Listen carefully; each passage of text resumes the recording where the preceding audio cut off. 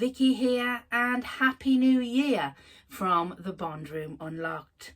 So 2022 is here, and what an exciting year this is going to be, with Bond hitting the big 60, yes, 60 years from when Dr. No was released in 1962. I admire your luck, Mr. Bond. James Bond. If you carry a 00 number, it means you're licensed to kill, not get killed.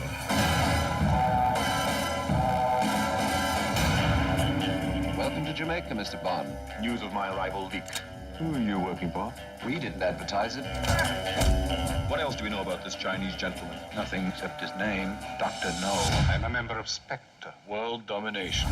Same old dream. Why is he still alive? Our attempts failed. We're not going to fail again. I thought you'd turn up sooner or later. Very clever, Mr. Bond. It's a Smith & Wesson, and you've had your 6. What are you doing here? Looking for shells? No, I'm just looking.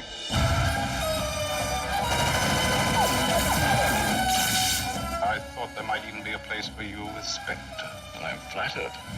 I prefer the revenge department.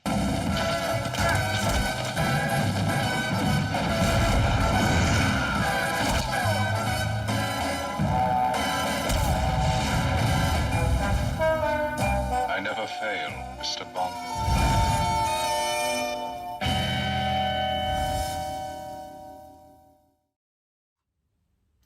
And who would have thought that we would still be enjoying our super spy 60 years later?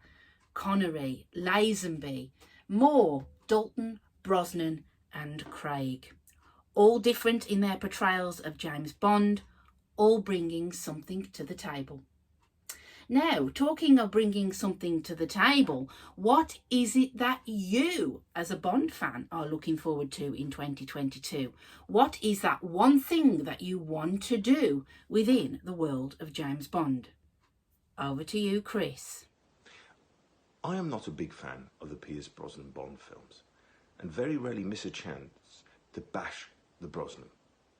However, this year, I resolved to stop picking on Pierce and re-evaluate his films. Yes, he's out with a maudlin, self-reflection, suicidal Bond, and in with invisible cars, smutty innuendo, and of course, classic CGI surfing. So this year, in 2022, I resolve to big up the Bros. Brosnan does indeed get a rough deal with some fans in the community, but he is one of my favourites. And if he hadn't been so successful during the 90s, then we really wouldn't be where we are now. I love the Brosnan films and I prefer them greatly, apart from Die Another Day, over the Craig era. They were fun and a good mix of humour and action. And it's great to see that Chris is going to reevaluate the Brosnan films. Sounds like a great resolution to me. Now, talking of revisiting films, one of my resolutions this year is to give a little more love to the 1965 Connery Bond film, Thunderball, who for many is their favourite Connery film from the era. But on last watch for me, I found it slow and laboured, and I found myself switching off at times.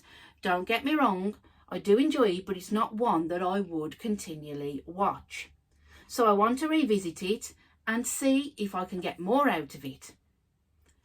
It's Connery, isn't it? So it's got to be good. What could be easier? Perhaps you'd call one for me. Of course. Ball! Seems terribly difficult.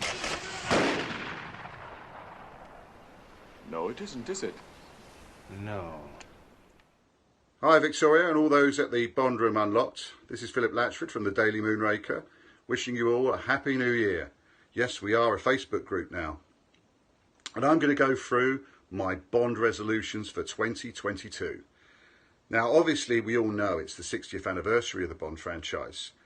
And what better thing to do than to see as many of those films as possible on the big screen. And they're actually doing it at the Prince Charles Cinema, which seems to be the home of Bond. The ones I'm planning to see Dr. No, You Only Live Twice. I haven't seen many of the Connerys at the big screen. Also going to see this one, Moonraker, and hopefully I'll do an event around that, and more of that to come. But what I am involved with in the early stages of planning is an event to link in with the Skyfall showing at the Prince Charles Cinema on what will be the 10th anniversary. It's really been 10 years. And I'm in the planning stage with Philip Whitfield from Whitfield on Bond, licensed to Phil, and also on Bond magazine, which is coming out next year as well. But what we're planning to do is a whole weekend of events, walking tours, taking in some of the Skyfall locations, and then maybe a driving tour on the Sunday, similar to what we did last year for Living Daylights. But that's obviously going to come around a bit later on. What I'd like to do in the summer, my big ambition in the summer, is to visit Corfu, which I wanted to do last year. Anyway, those are my resolutions. See more Bonds, get the timeline finished off, and keep bonding. Thanks, Philip. Some very exciting things to look forward to there. Particularly, you trying to get to Corfu, which, as we know, is one of the stunning locations featured in the 1981 Moore film, For Your Eyes Only.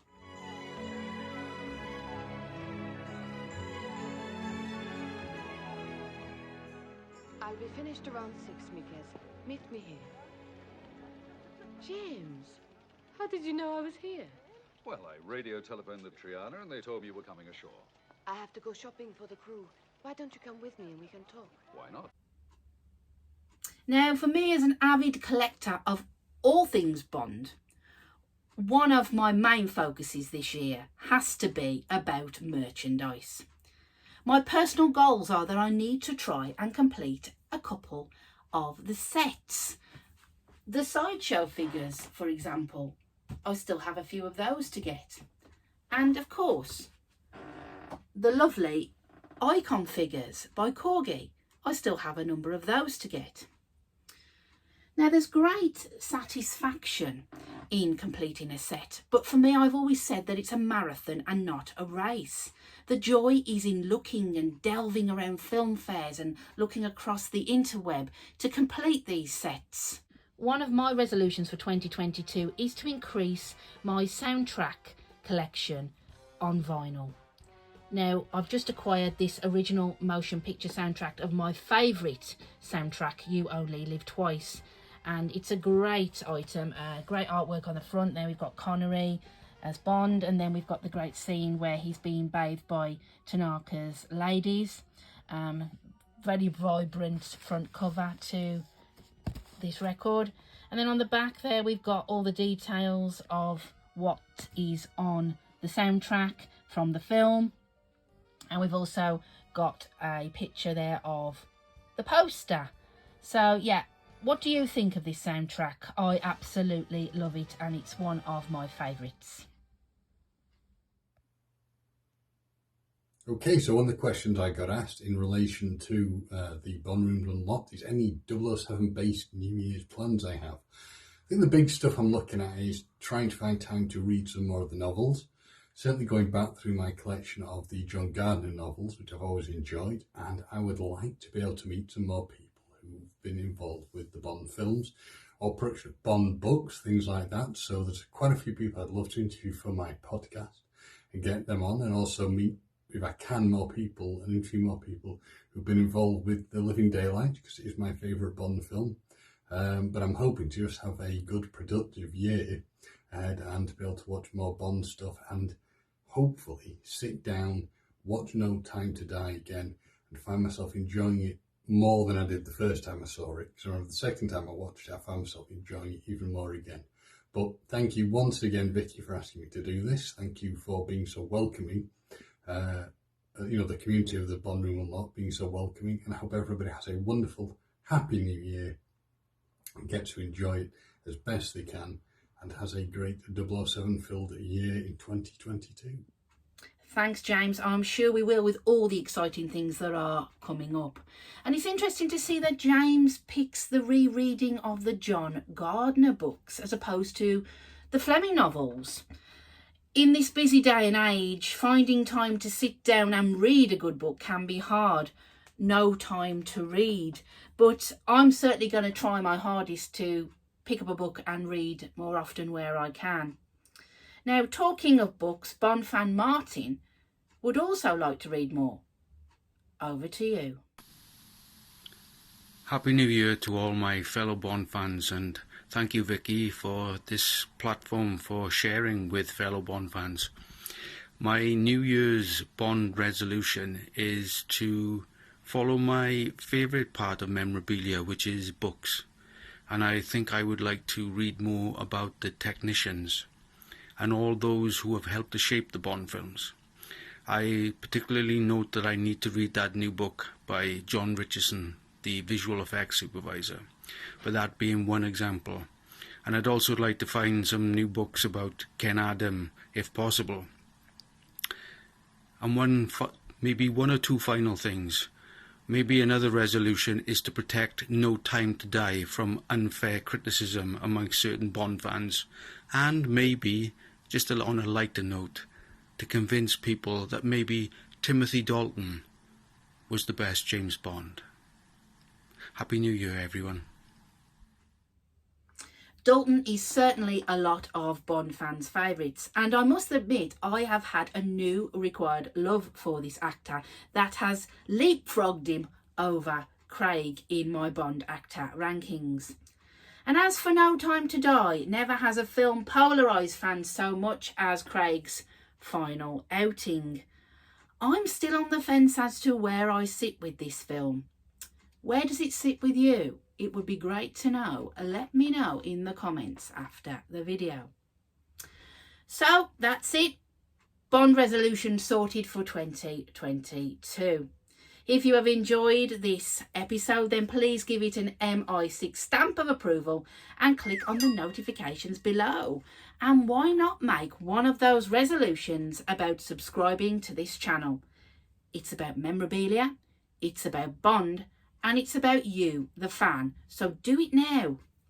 And you can also find the Bond Room Unlocked on Facebook and on Instagram.